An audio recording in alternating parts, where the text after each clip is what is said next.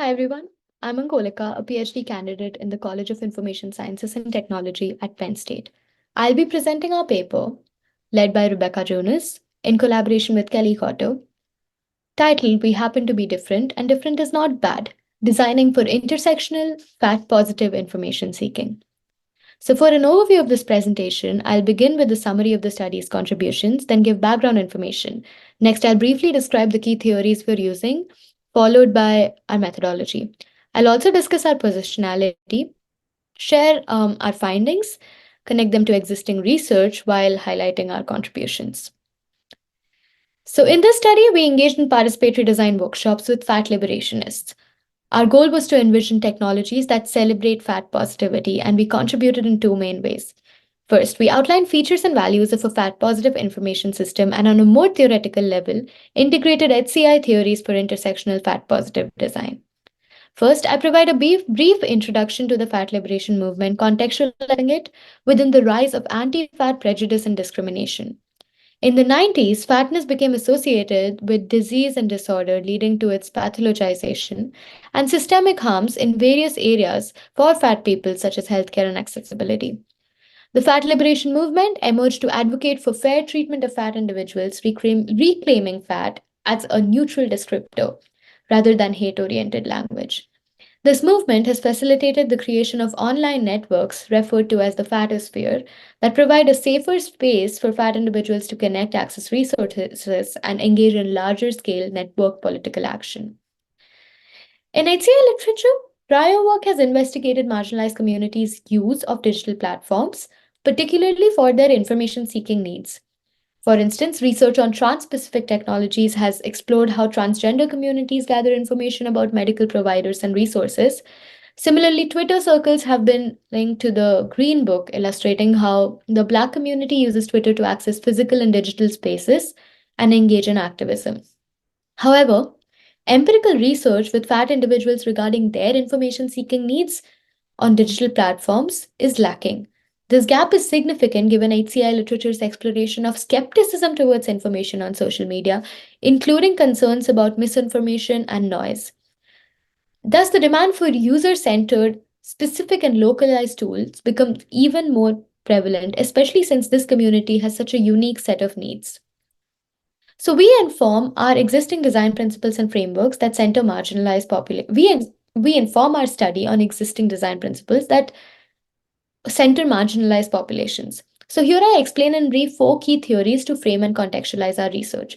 First, participatory design aims to democratize the design process by involving a diverse range of stakeholders beyond the normative and dominant ones in the creation process, a method that we have utilized in our study.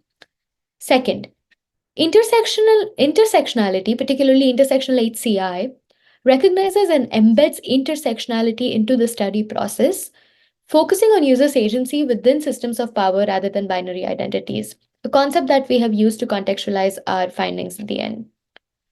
Third, universal design, which is rooted in ideas of disability justice, ensures that design features are accessible to all, including fat people, by incorporating accommodative features that cater to diverse body types, an idea that we were consistently thinking of in the entire designing process. And finally, design for dynamic diversity, which advocates for dynamic designs that cater to evolving user needs, challenging traditional design ideologies that focus on an ideal user. Thus, in our study, we ask, how do current digital technologies support or hinder fat people in safely and comfortably navigating the world? And how can future digital technologies be designed, redesigned, and reimagined to support fat people in safely and comfortably navigating the world? We partnered with our local fat liberation organization, and we collaborated with their leadership to design our research approach, particularly finalizing our design activities under their advisement. We held three design workshops, one in person and two virtually, following principles of participatory design, which our approach was grounded in. We emphasized the active involvement of all stakeholders, and throughout the workshops, we recorded discussions and captured design artifacts, which acted as our two main sets of data. So let's dive into the 5 activities we conducted as part of our study. And this structure is loosely based on Vocaro and colleagues' work on contestability on content moderation. So first, we engaged in an activity where participants listed recent positive experiences with social media and other technologies to provide a positive start to the workshop. Next, we facilitated a report card activity to evaluate for participants to evaluate existing technologies through the lens of fat liberation values. You can see the format and the template for this in the extreme left here. We then prompted participants to visually compare their current process of finding fat-friendly services or broader technologies to an ideal process, drawing inspiration from activities utilized in user and market research. So you can see the format of this in the second picture here. And in our fourth activity, we conducted an open-ended uh, exercise which was unstructured, where participants imagined a fat positive technology aiding in fat liberation or to help in information seeking for the fat community. Finally, we ended the workshop with a deliberation among all the participants about the design activities and their experiences. So throughout our study, we structured our approach for thorough reflection, iterative adaptation, and rigorous coding. So immediate debriefs and subsequent meetings allowed a deep reflection on workshop outcomes. And we continuously refined our approach for better engagement. Following Saldana's methodology, we conducted initial coding of transcripts and design artifacts, ensuring consensus through collective review, followed by focused coding. We emphasized the analysis of visual features alongside textual data, and the final round of coding led to the identification of two main themes: flaws in existing technologies and processes, which helped answer our first research question, and features of a speculative tool for fat liberation, which helped answer our second research question. Before I move on to the findings, I would like to discuss my co-authors and my positionality with respect to this work. So while all of us are straight-sized women and lack first-hand experiences as fat individuals, our research is guided by a principle of social justice that says nothing about us without us. So we strive to practice responsible allyship by involving participants from the early stages of our work and member checking the results as well at the end. And this, hopefully, we are doing this with the aim to reduce the burden on fat individuals who are often solely responsible for advocating their cause. So let's move on to the findings now. So in the first part of the findings, we discussed the participants' discussion in particular to our first research question, which is how do current digital technologies support or hinder fat people in safely and comfortably navigating the world? So first, participants shared that information is lacking, informal, and disorganized. The first quote from Jamie here sheds light on the overwhelming abundance of information channels available. And Jamie expresses frustration with the fragmented nature of resources spread across multiple platforms, asking for something that is one place. Second participant's quote revealed that information available lacked specific details. Here you see the quotes from Morgan and Riley highlights the shortcomings of traditional star rating systems. So Morgan doubts their effectiveness in accurately assessing service providers, while Riley stresses the need for detailed, specific information on provider strengths and weaknesses, particularly saying, for instance, that a five-star provider for some person may not be a five-star provider for another person. So the next challenge shared was the failure of existing systems to accommodate intersectional needs. Here, Riley highlighted the subjective nature of what individuals consider welcoming or acceptable, often influenced by factors such as race and personal experiences. This underscores the intricate task of providing inclusive information that caters to diverse intersectional identities. Another issue was the time and emotional energy invested in finding information. Here again, Riley articulated the emotional toll of navigating the support seeking process, sharing that almost 90% of the time, a person just ends up failing to find what they are looking for. After identifying issues with existing technologies, participants imagined a digital system addressing fat-friendly services, attempting to answer our second research question. How can future digital technologies be designed, redesigned, and reimagined to support fat people in safely and comfortably navigating the world? Named by Cameron as Plistopia, it is imagined as envisioned as an online utopian system for accessing fat-friendly resources akin to a comprehensive Google-like platform categorized by city and state, covering various needs from healthcare to accessibility with content reviewed for consistency.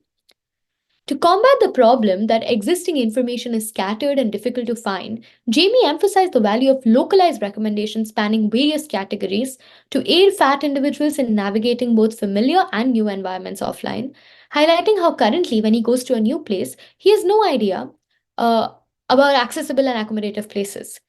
Another feature focused on design for dynamic diversity, where participants reveal their need for a more flexible form of optionality in searching for information.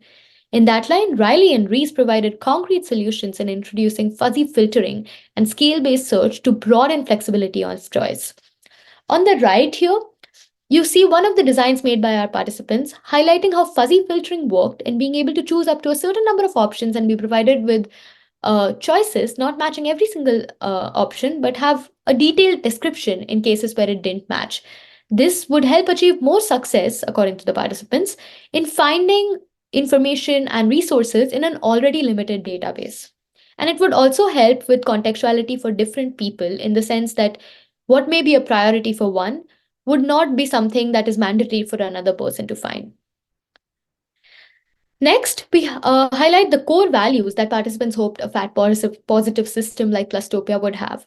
This included radical fat positivity and intersectionality. So Casey highlights the spectrum of weight inclusivity and anti-fat bias, advocating for measures to filter out any harmful content, including the malevolent use of the word fat, in all costs. So this attempted to make this system radically fat positive. Avery's remark underscores the importance of fat liberation tools being responsive to users' diverse needs and intersecting needs. In her quote, she narrates her own intersectionality of being fat, queer, and trans, among others, and asks for a system that is responsible and safe for her to not have to dilute her identities in any dimension, and further have a chance to pursue collective action. So now let's consider some key implications for designing a fat positive technology as has been contextualized from our findings. First, ensuring information is up to date to meet users' evolving needs. Second, providing detailed context specific information to effectively cater to diverse preferences. And integrate qualitative ratings for a comprehensive understanding of user experiences. Third, create moderated spaces to foster respectful interactions and minimize harmful content. Fourth, offer diverse options and resources to meet individual needs effectively.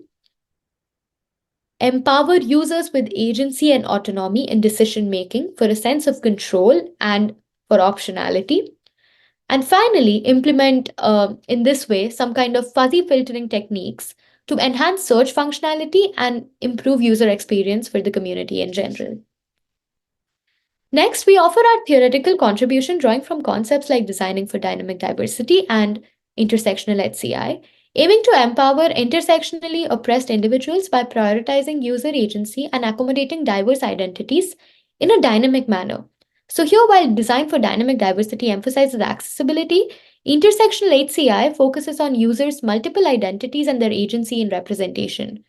So we explicate intersectional design for dynamic diversity as a lens that rejects what makes someone dilute aspects of their identity, focusing instead on design that is adaptable to diverse and dynamic needs.